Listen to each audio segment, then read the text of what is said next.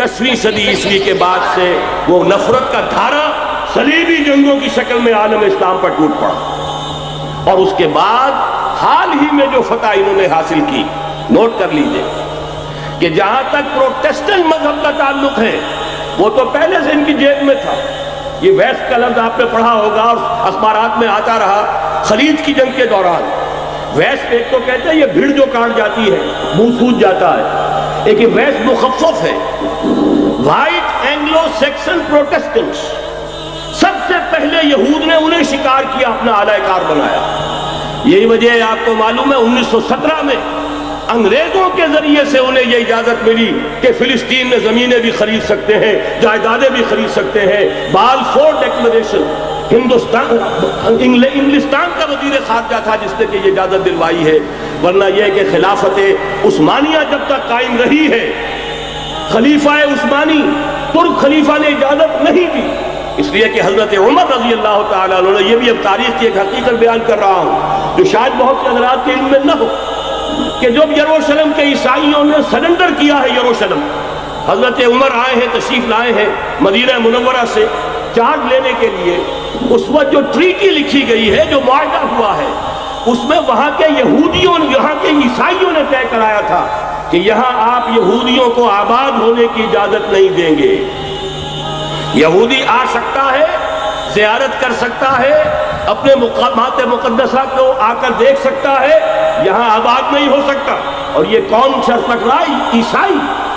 اس وقت تک عیسائیوں کی دشمنی یہودیوں کے ساتھ اس درجے میں تھی، اور یہی حضرت عمر رضی اللہ تعالیٰ عنہ کی وہ شرط تھی کہ سلاطین عثمانیہ، خلفاء عثمانیہ نے بھی، حالانکہ یہودیوں نے بڑی سے بڑی رشوت دینے کی کوشش کی ہے، سلطان عبد الحمید خان کو یوں سمجھیے کہ سیم و زر سے خریدنے کی کوشش کی ہے، لیکن اس کے باوجود ان کا کہ جو فیصلہ حضرت عمر کر گئے تھے، جو کمٹمنٹ رضی اللہ تعالیٰ عنہ ان کی ہے، میں اس سے سرے منہ انحراف نہیں کر سکتا۔ اصل میں اسی کی تو صدا ہے جو فری میسنری کے ذریعے سے خلافت کا خاتمہ کرایا گیا، کہ یہی سب سے بڑی رکاوٹ ہے۔ اگر خلافت ختم نہ ہوتی اور اگر کہیں جہاد کا اعلان خلیفہ عثمانی کی طرف سے ہو گیا ہوتا تو یہ کہی تھی بات، جب حضرت شیخ الہند رحمۃ اللہ علیہ جب یہ اسیری میں تھے مالٹا میں، تو وہاں کا انگریز کمانڈنٹ، اس نے کیونکہ وہ کچھ مرید ہو گیا تھا یا کم سے کم عقیدت مند ہو گیا تھا، ایک روز حضرت شیخ الہند نے ان سے سوال کیا، اس شخص سے، کہ آپ لوگ ہماری خلافت کے پیچھے کیوں پڑے ہوئے؟ یہ تو بیمار، تم خود کہتے ہو، یورپ کا مرد بیمار ترکی، آپ کو کیا ڈر ہے اس سے؟ آپ کیوں اس بیچاری خلافت کے در پہ ہیں؟ اس شخص نے جواب دیا تھا، مولانا اتنے بھول پن کے ساتھ بات نہ کیجئے، ہم بھی جانتے ہیں، آپ بھی جانتے ہیں، اگر کہیں خلافت عثمانیہ کی طرف سے جہاد کا اعلان ہو گیا تو پورے عالم اسلام سے لاکھوں مسلمان اپنے سروں سے کفن باندھ کر نکل آئیں گے۔ آج اس گئے گزرے دور میں بھی اس کمزور اور یوں سمجھیے کہ نام نہاد خلافت کے اندر اتنی جان ہے، اتنی طاقت، لہذا اس کو ختم کیا گیا، اور ختم کرایا گیا کن کے ذریعے سے؟ وہ جو مسلمان کہلاتے ہیں تھے فری میسن، مصطفیٰ کمال پاشا فری میسن، اور اس کے ذریعے سے انہوں نے سارے کام جو کروائے وہ در حقیقت اپنے سازشوں کے ذریعے سے اور مسلمانوں کو استعمال کر کے۔ بہرحال بات لمبی ہو رہی ہے، پہلی بات تو یہ ہے کہ وہی نقشہ اس وقت کا آج بھی ہے جہاں تک یہودیوں کا تعلق ہے، لیکن فرق یہ واقع ہو گیا کہ اس وقت عیسائی یہودیوں کے تابع نہیں تھے، بلکہ عیسائیوں اور یہودیوں کے مابین دشمنی تھی۔ آج یہودی عیسائیوں پر مسلط ہو چکا ہے، فرنگ کی رگے جہاں پنجے یہود میں ہے، اور آج کے فرنگ کا لیڈر امریکہ ہے، امریکہ کا صدر یوں سمجھیے کہ وہ ان یہودیوں کا غلام ہے، مجال نہیں کہ ان کی مرضی سے ادھر سے ادھر ہو جائے، اور اگر کوئی غلطی سے ادھر سے ادھر ہو جائے تو اس کا پتہ چاک ہو جائے گا۔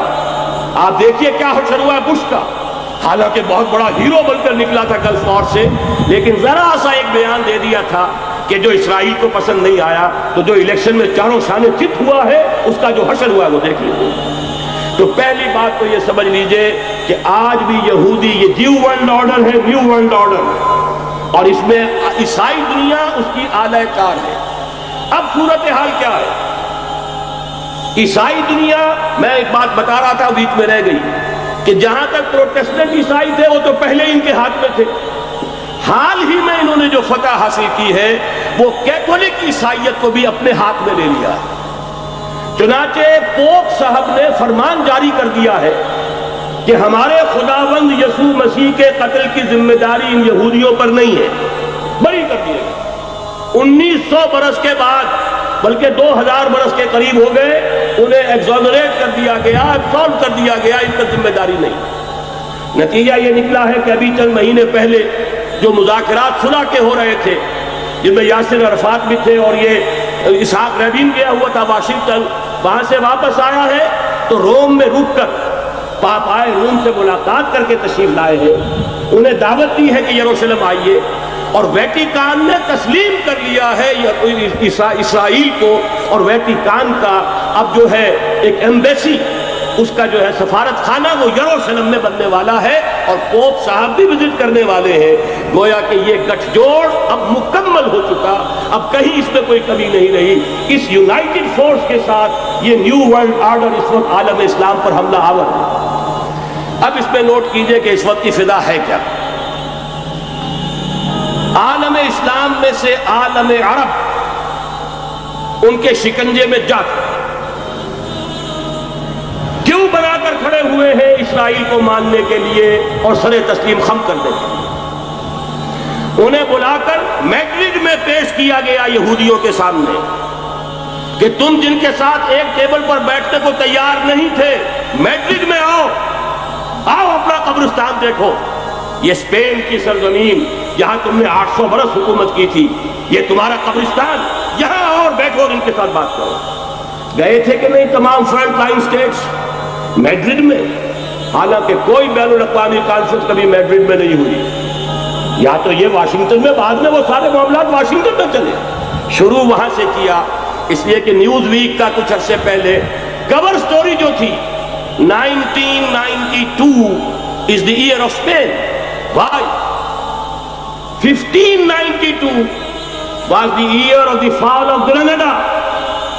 1492 میں 1492 میں غرناطہ کا سقوط ہوا، اور پورے آئیبیرین پیننسولا سے ایک ایک مسلمان بچہ نکال کر ختم کر دیا گیا، یا زندہ جلا دیے گئے، یا تہہ تیغ کر دیے گئے، یا جہازوں میں بھر بھر کر۔ اور آپ کو معلوم ہے میڈیٹرینین کی حیثیت کیا ہے، خلیج ہے، ایک معمولی سی خلیج، ادھر سے اسپین کا ساحل قریب آ جاتا ہے، اسپین کے ساحل سے جہازوں میں بھرا اور نارتھ افریقہ کے ساحل کے اوپر پھینک کر آ گئے۔ پورے ہسپانیہ میں جہاں 800 برس مسلمان کی حکومت رہی، ایک بچہ بھی مسلمان نام کا موجود رہا۔ یہ تھا 1492، اور اب آیا تھا 1992۔ 1992 is the year of Spain۔ اسی لیے ورلڈ اولمپکس رکھے گئے، وہاں دلہن کی طرح سجایا گیا ہسپانیہ کو، اور بلایا گیا، طلب کیا گیا، سمن کیا گیا تمام دول عرب کو، آؤ یہاں بیٹھو، اور یہاں بیٹھ کر اپنے ان یہودی دشمنوں کے ساتھ مصالحت کی بات شروع کر۔ بہرحال نوٹ کر لیجئے، عالم عرب جا چکا۔ کوئی دن کی بات ہے، میں سنسنی پیدا نہیں کرنا چاہتا، لیکن حالات اور واقعات سے نگاہیں بند کرنا بھی کوئی دانش مندی کی بات نہیں۔ یہ ایودھیا کی مسجد شہید کی گئی، ابھی یہ ایک بہت بڑا مزار جو ہے شہید کیا گیا، اس کے ساتھ کئی مسجدیں شہید کی گئی۔ یہ سب کیا ہے؟ یہ مسلمانوں کی نفس دیکھی جا رہی ہے کہ کوئی غیرت اور حمیت نام کی کوئی شے باقی ہے؟ جیسے علامہ اقبال نے وہ نظم لکھی تھی عبد القادر روہیلا بڑا ظالم جفاجو کینہ پرور تھا، لیکن یہ کہ اس نے جو ایک ٹیسٹ لیا تھا کہ وہ جو عورتیں ہیں تیموری خاندان کی، ان میں کوئی رمق رہ گئی ہے؟ معلوم ہوا کہ نہیں، کہ غیرت نام تھا جس کا گئی تیمور کے گھر سے، ختم، غیرت نکل گئی۔ اسی طرح ایودھیا کی مسجد، اب چراغ شریف، اور یہ کوئی دن کی بات ہے کہ اب مسجد اقصیٰ کا نمبر آیا کہ آیا، اس کے لیے پوری تیاریاں ہو چکی ہیں۔ یروشلم کا مشرقی حصہ خالی کرایا جا چکا ہے، اس کے اندر اب پورا تسلط یہودی کر رہے ہیں، یہاں تک کہ آپ کے یاسر عرفات صاحب نے بھی کچھ نہ کچھ جو ہے احتجاج کی بات کی ہے، حالانکہ اب تک ہر بات مان کر منقار زیر پر تھا، لیکن یہ کہ ایک وقت آتا ہے آخر کار اسے بھی کچھ بولنا پڑ گیا ہے۔ لیکن یہودی اب پیچھے قدم ہٹانے والا نہیں ہے۔ ان کا تھرڈ ٹیمپل 30ویں مرتبہ ہیکل سلیمانی تعمیر ہونا ہے۔ نوٹ کر لیجئے، ان کے لیے وہ وہی کچھ ہے جو ہمارے لیے کعبہ ہے۔ ان کے لیے ہیکل سلیمانی بالکل وہی حیثیت رکھتا ہے جو ہمارے لیے کعبہ۔ وہ ہیکل سلیمانی ایک مرتبہ پہلے نبوکدنضر کے ہاتھوں مسمار ہوا، پھر سن 70 عیسوی میں ٹائٹس کے ہاتھوں مسمار ہوا، سن 70 کے بعد آج 1995 میں کتنے برس ہو گئے؟ پورے 1925 برس ہو گئے کہ ان کا کعبہ زمین بوس پڑا ہوا ہے۔ اب تک تو ان کا بس نہیں تھا، اب تو بس ہے کہ نہیں؟ اب ان کی حکومت ہے کہ نہیں؟ اب شاہ حسن ہو چاہے شاہ حسین، ان کے نوکر اور چاکر ہیں یا نہیں؟ اب انہیں ڈر کس کا ہے؟ لہذا کوئی دن کی بات ہے، مسجد اقصی شہید ہوگی اور ٹیمپل کی تعبیر شروع ہوگی۔ یہ تو بہرحال ایک نقشہ ہے۔ اگلا نقشہ آپ کو بتانا چاہتا ہوں، ایک دوسری تصویر ہے۔ یہ تصویر ہے زمینی، ایک تصویر ہے آسمانی۔ وَمَكَرُوا وَمَكَرَ اللَّهُ وَاللَّهُ خَيْرُ الْمَاكِرِينَ۔ انہوں نے اپنی سی تدبیریں کی، اللہ نے اپنی تدبیر کی، اور ظاہر بات ہے اللہ کی تدبیر سے بہتر تدبیر کس کی ہوگی؟ چنانچہ یہودیوں کی سازشیں اس وقت بھی ناکام ہوئی تھی یا نہیں؟ ظاہر بات ہے جاء الحق وزهق الباطل ان الباطل كان زهوقا۔ لہذا یہ آیتیں دونوں اعلان کر رہی ہیں کہ یہودیوں کی سازشیں بالآخر ناکام ہوں گی اور دین حق کا بول بالا ہو کر رہے گا۔ یہ تو ان آیتوں سے ظاہر ہے۔ یریدون لیطفئوا نور اللہ بافواہہم واللہ متم نورہ ولو کرہ الکافرون۔ یریدون ان یطفئوا نور اللہ بافواہہم ویأبی اللہ الا یتم نورہ ولو کرہ الکافرون۔ هو الذی ارسل رسولہ بالہدی ودین الحق لیظہرہ علی الدین کلہ ولو کرہ المشرکون۔ اللہ نے تو بھیجا ہی ہے اپنے رسول کو اس فیصلے کے ساتھ اور یہ ذمہ داری اور مشن دے کر کہ جو دین حق آپ کو دے کر بھیجا جا رہا ہے اسے غالب کیجئے، نافذ کیجئے، قائم کیجئے، اس مشن کے ساتھ بھیجا جا رہا ہے۔ اور وہ بہرحال آیا جاء الحق وزهق الباطل ان الباطل كان زهوقا۔ لیکن نوٹ کرنے کی بات یہ ہے، ذرا یہاں تھوڑا سا تحمل کے ساتھ غور کیجئے گا، کہیں میرے خلاف کوئی فتویٰ دینا شروع کر دیں۔ کیا حضور کا مقصد بعثت اس وقت مکمل ہو گیا تھا؟ ایک درجے میں ہو گیا کہ جزیرہ نما عرب پر اللہ کے نور کا بھی اتمام ہو گیا، اللہ کا دین بھی غالب ہو گیا۔ ہو گیا کہ نہیں ہو گیا؟